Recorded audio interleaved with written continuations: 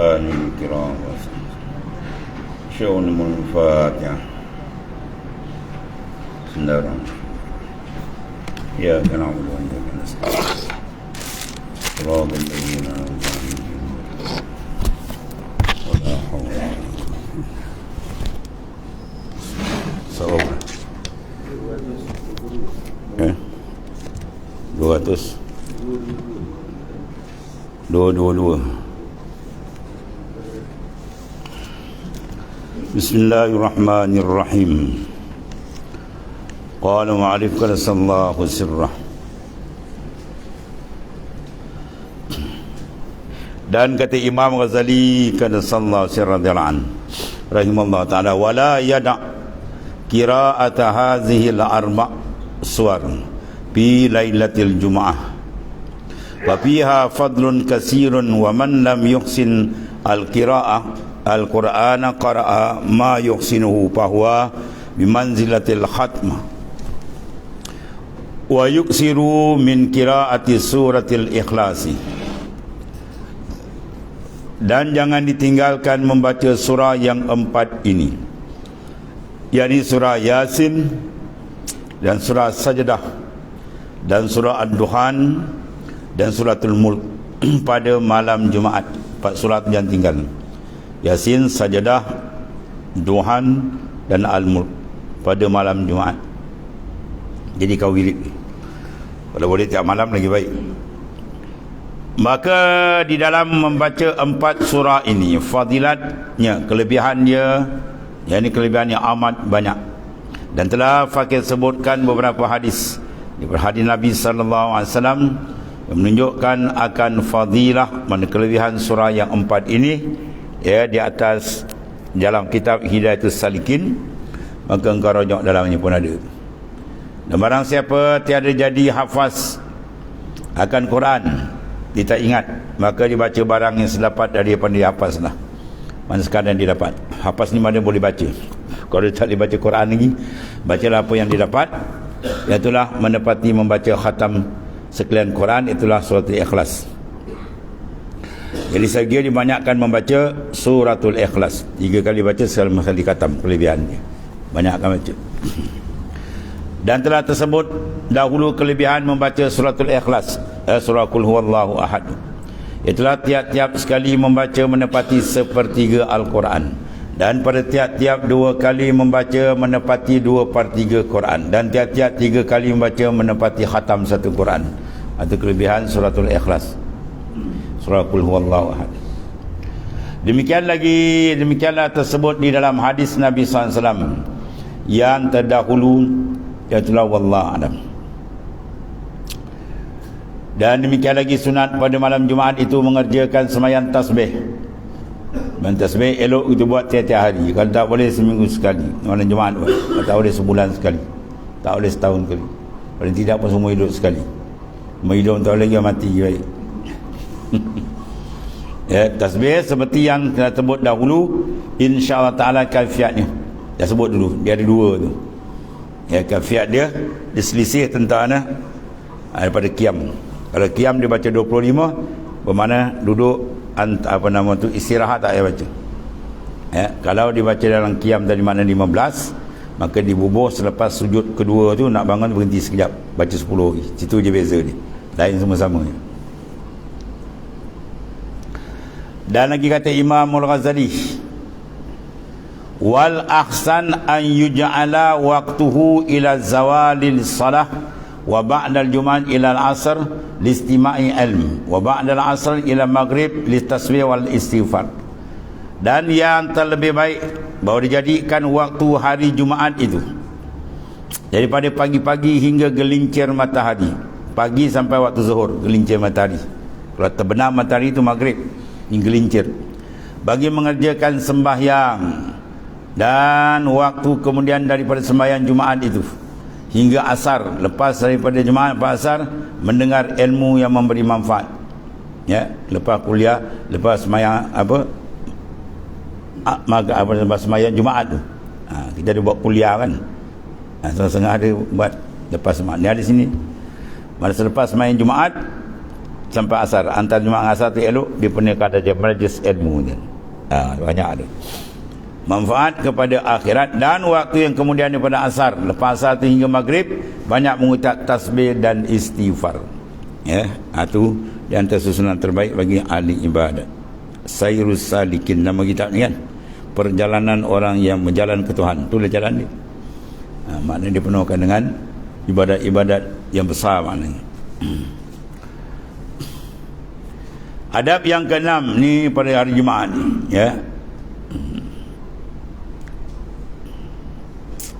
sunat membanyakkan sedekah pada hari Jumaat terlebih daripada hari yang lain. Dalam keadaan sufi, dia nak kita hari-hari sedekah. Berilah mana tempat yang patut, yang munasabah nak bagi apa-apa, pergilah, kan, sedekah bagi miskin dan seumpamanya kita bagi. Banyak mana itu tak ada had. Kalau nak bagi RM1 pun tak apalah, bagi berapa banyak ikut pandai dia. Lagi banyak lagi baik. Macam mana? Sebab apa tu?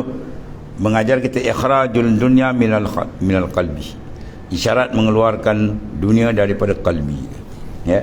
Sebab dunia menjadi hijab. Jadi bila kita keluar tu semua isyarat.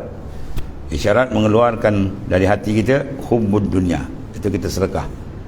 Hari-hari ni sikit banyak tak ada masalah. Dia nak bagi berapa bahagi ni. Dan dia ada isyarat. Tapi yang terbaik, lagi banyak lagi baik. Dan terkait ada hari itu lah. Sedekah kepada orang yang bawa. Di sedekah ni minal a'la ilal adna, daripada orang atas ke bawah, fakir miskin dan semua. Kalau kita bagi sama kita ni taraf, bukan orang fakir, itu bukan sedekah, itu dipanggil hadiah. Kalau pada guru tu lagi kena sebut hadiah, jangan sebut sedekah. Tak ada adab panggil. Sebab martabat kita dengan guru, dengan wali-wali mana besar kan. Bila ke atas dia panggil hadiah. Hadiah ni membina kemesraan. Kalau sedekah ni membuat pembantuan, sedekah ni membantu. Sebab ada satu orang kan jumpa tuan guru saya, dia bagi buat duit, tuan guru ni sesedekah tuan guru ambil balik, ambil balik. Tu beranjak dia.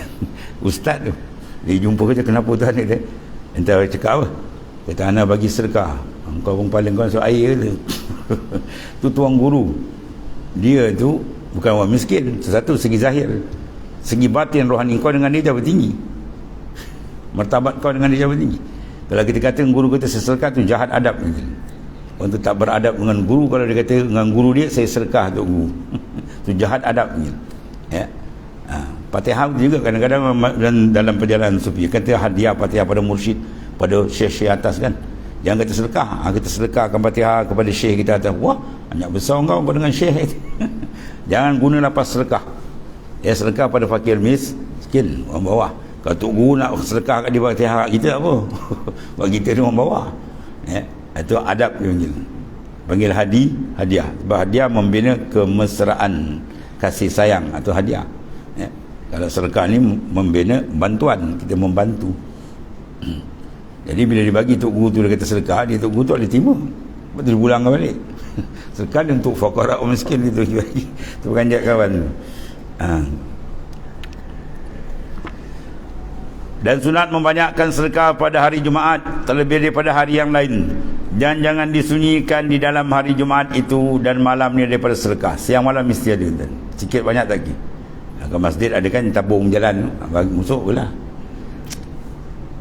Dan jikalau sedikit sekalipun, sekira-kira kuasa, kerana apa? Sekiranya mampu dia, kerana pahala sedekah pada hari Jumaat berganda-ganda lebih daripada segala hari yang lain. Hari lain nampak besar dah, pada Jumaat lagi besar daripada hari yang lain, daripada hari Jumaat. Dan tetapi makruh memberi sedekah kepada orang yang meminta pada ketika waktu khatib membaca khutbah. Ada yang kacau kan, tengah baca khutbah sibuk, dia minta jangan, karang lepas tu bagilah. Tengah baca khutbah jangan diganggu, kena memberikan tumpuan.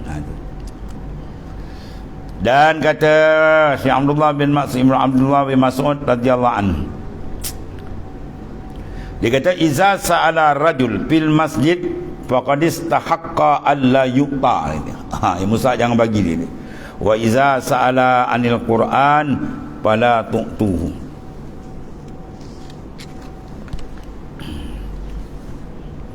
Artinya apabila meminta seorang laki-laki dalam masjid, maka sungguhnya yang mustahak, yakni yang sebenarnya, bau jangan diberi. Dalam masjid bukan tempat minta sedekah. Dalam masjid tempat orang sujud. Nama pun masjid kan. Apa mana masjid mahadu sujud, tempat sujud, mana tempat ibadat. Dan masjid adalah tempat kita nak ibadat, nak berfikir, nak menghadap hati kita kepada Allah Ta'ala. Jangan ganggu benda lain. Kalau dia nak minta akan luar orang, ya. Ni kan seorang minta kan, dia nampak orang semua dah minta sedekah dah. Penuh dalam masjid kan, dia ganggu. Dalam masjid bukan tempat tu. Mana dia nak minta kan, lepas keluar masjid kan minta lah kan, tak ada hal, bagilah. Dalam jangan ganggu. Jadi kata Ibn Mas'ud apa, sekiranya tak usah dibagi tu. Dan apabila meminta ia atas orang yang membaca Al-Quran, maka itu jangan diberi akan dia. Ya, bila dia meminta ia atas orang membaca Quran. Orang tengah baca Quran, tiba-tiba dia ulur minta sedekah, jangan dia bagi. Terus dia baca Quran, jangan layan. Kena pergi karang lepas tu. Cakap benda karang-karang kat luar tu. Macam tu je lah.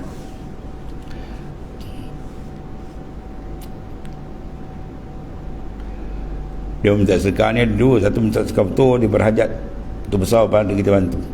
Ada yang jadi tabiat, ada lain dia dah ada saja minta dan jadi dia punya perangai suka minta, padahal kadang dah lebih. Sebab as-su'al fauqal hajat haram. As-su'al fauqal hajat haram. Kita meminta sedekah, minta fauqal hajat, kita dah cukup untuk makanan kita semua, dah cukup, ya. Minta lagi haram hukum dia. Ya, menerima tak apa, jangan minta. Kita tak minta orang bagi, itu lain. Ada berbeza tu. Minta tu kita minta, sedangkan kita punya belanja dah cukup, kita minta lagi, itu haram hukum dia, tak dibenar. As-su'al fauqal hajah, haram mungkin, ya. Minta mana setelah kita cukup. Kalau tak cukup tak apa, dia nak makan 2 hari tak makan, dah tak ada makan, tak ada rezeki misalan kan, atau uji dia, dia minta sebab nak mengalah perut, tu tak apa, itu keperluan nak menolak mudarat. Ini dah ada, dah cukup dah, minta lagi. Perangai tu kurang elok ni. Dia biasa dah jadi perangai, dia suka minta. Bagi kita pula kalau minta tu bagilah. Yang kita kata kau ni dah lebih hajat kot, oh itu kita pula je kedekut. Ya, kita tengok keadaan, tengok orang susah, bagi je lah kan? Kita pula jangan belajar sifat kedekut dan kata Imam Ghazali yang nakal mendibuat sedotan dari setengah ulama yang dahulu. Apa dia? Man at'ama miskinan yaumal jum'ah summa ghada wa batakara wa lam yu'zi ahadan summa qala hina yusallimul imam bismillahirrahmanirrahim al-hayyil qayyumih as'aluka an taghfira li wa tarhamani wa tu'afiyani minan nari. Summa da'alahu bima bada'a lahu, jawab dia ustujiba lahu. Ini setengah daripada tanda doa mustajab. Barang siapa memberi makan akan orang yang miskin pada hari Jumaat, dari Jumaat kita cari lah, ada golongan miskin, kita ambil kelebihan, bagi dia makan, ya. Kemudian maka berpagi-pagi bersegera ia pergi ke masjid, cari yang lebih afdal waktu utama.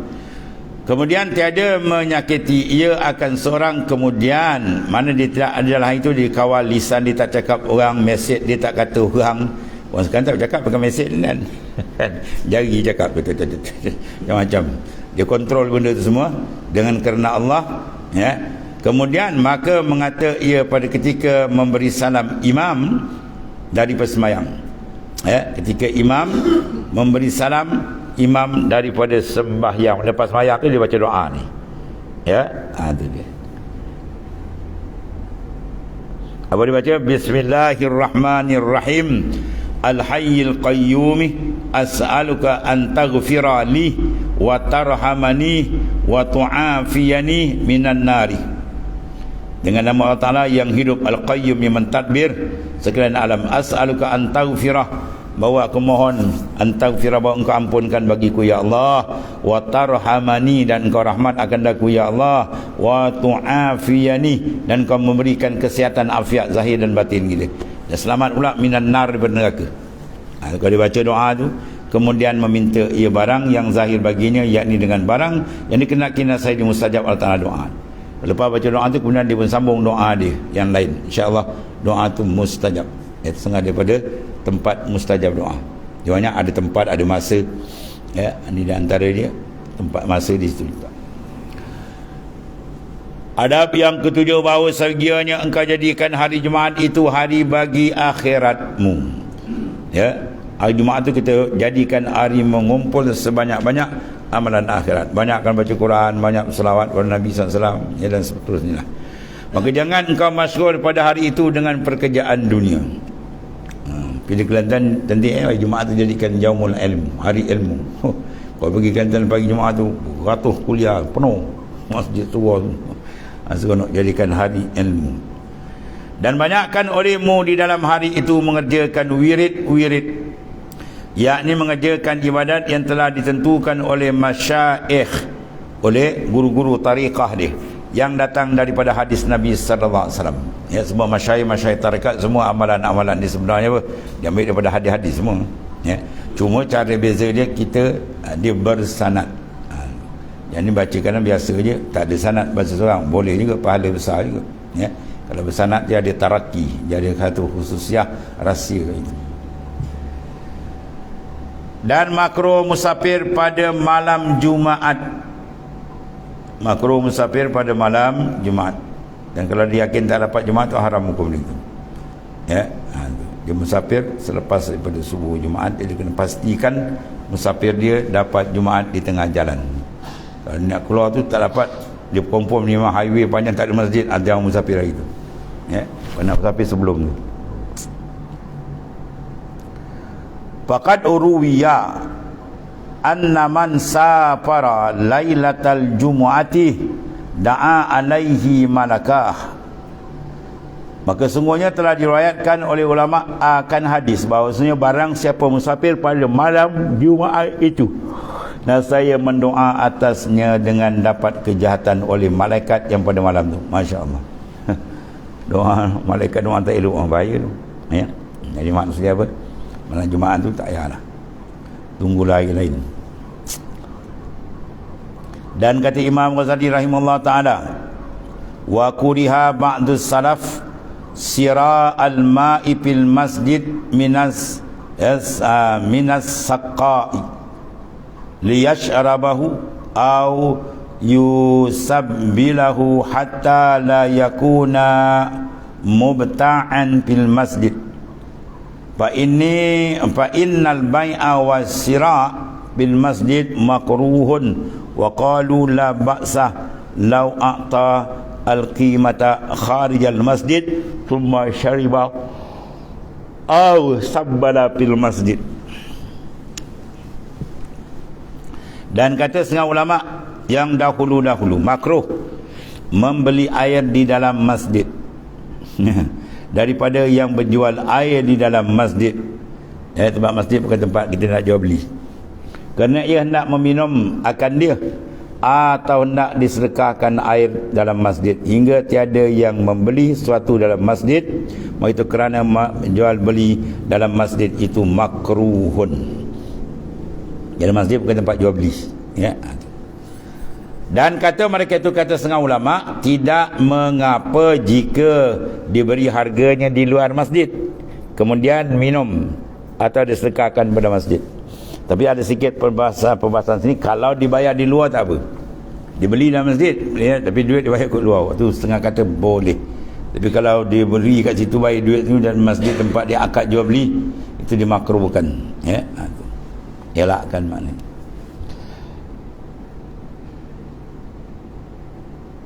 Dan sekiranya hendaklah engkau himpunkan pada hari Jumaat itu atas sembahyang, puasa, sedekah, membaca Quran, zikir, baca selawat atas Nabi sallallahu alaihi wasallam, guna i'tikaf, ya, itu dia ada saya semua amalan tu dia buat.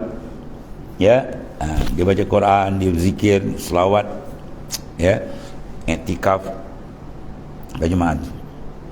Tertentu bagi akhiratmu, maka mudah-mudahan jadi ia kafarah, penebus, ya, bagi segala hari-hari lain daripada hari Jumaat.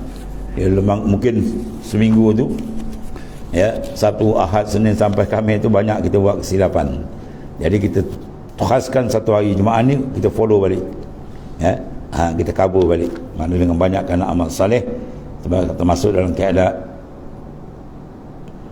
iaitulah apa, innal hasanat yuzhibnas sayyi'at. Sungguhnya hasanat, kebaikan menghapuskan kejahatan, ya. Dan di antara yang ulama tafsirkan hasanat itu ialah al-istighfar. Itu memang tepatlah, bahawa istighfar menghapuskan akan segala dosa dia. Itu di antara arahan ataupun yang dicadangkan baik oleh Hujjatul Islam Al-Imam Ghazali, ajma' terjadikan amalan banyak kita yaumul akhirah, untuk hari akhirat. Wallahu a'lam.